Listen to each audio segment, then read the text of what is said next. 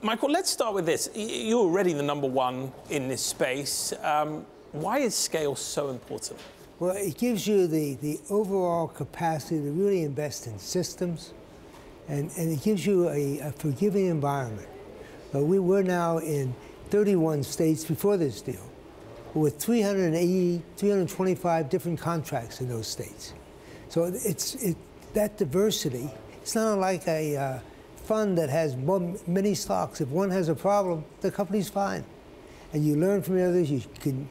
Scale is important in anything you do. We always used to say, you either have to grow or get paid a whole lot more for staying the same.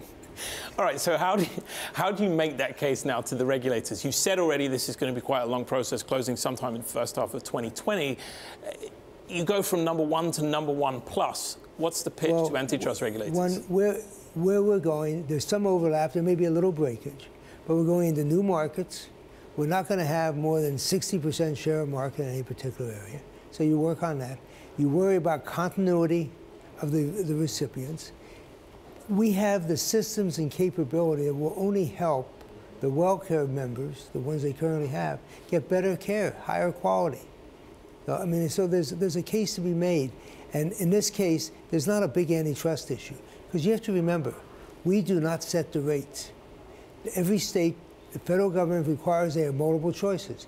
Most of the states we're going into where there's some overlap, they still have 2 or 3, 4 alternatives to us. And we're not setting the rates.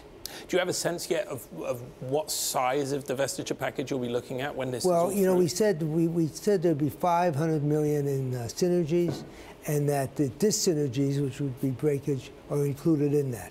So it's going to vary state to state. We know there's a couple of states where they only have 3 plans, and we're both in there. One of them have to go. All right, so this industry, when we think about it, we have to think about the backdrop. We talked about this when you and I met last summer. You said you ignore the what-ifs. You said you're not interested in that, you're focused on the facts. But DC seems to be obsessed with what-ifs at the moment. What if ACA stays as it is? What if we get rid of it altogether? What if we do something completely different with it?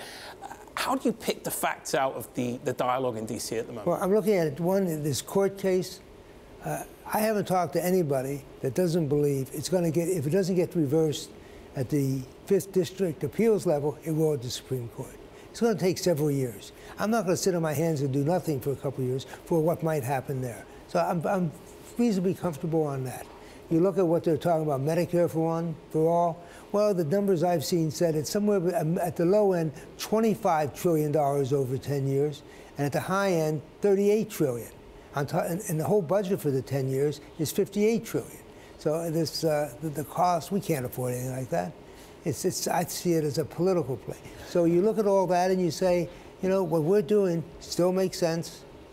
And we have the systems and capability to adjust to whatever the environment is. And it is a political play. Undoubtedly, it's going to be an election issue, whether Trump has sort of said he's going to push it past 2020 or not. Are they talking to the companies? When we hear this stuff coming out of DC, it always occurs to me, are they actually out there speaking to people like you who are in the trenches in this industry? Not the administration. Some of the policy people have historically, but we're talking to the senators, the congressmen, both sides of the aisle. And everybody we talk to does not want to see 22 million people without insurance. People like the ACA. 80% of the people we had enrolled last year re-upped. That happens every year. So that says they're happy. They like having a card. They like walking in and saying, I'm insured. Now, what I like about the ACA, and why I want to do more of it, is we're teaching people how to fish versus giving them a fish. So the more we do with that, the better. They're learning how to use insurance. As they move up the social economic ladder, they'll have insurance and they know what to do with it and how best to use it. Okay, so if we're stuck with the system as is, like it or hate it, the ACA sounds like it's here for a while, what damage is being done to it by the fact that it is the subject of constant debate, constant criticism, sometimes sabotage? There was a little deterioration, maybe 2-3% in the total population, and we grew 250, 300,000 lives last year. So from my perspective, I don't see where it's hurting people. If anything, I think maybe people hurried up and signed up and paid up sooner while we're still there. At least something happened to it. A lot of your competitors have done deals of their own in the last year, 18 months. Caroline alluded to the fact healthcare has been very busy for M&A, but a lot of it has been going to other parts of the value chain. I think of the Cigna Express Scripts deal, CVS. So could we see something like that from Centene, where you would move with a different piece of the value chain as opposed to just consolidating? We are becoming a technology company that does healthcare. We have a lot of systems that are really superb. We just did this RX Advance, which really is where someday everybody's going to wish they're going to be. It reduces the backroom cost. My goal, and I said by the end of the year, it may take a little longer, if I'm honest with myself, is I want to go to net cost. I don't want rebates.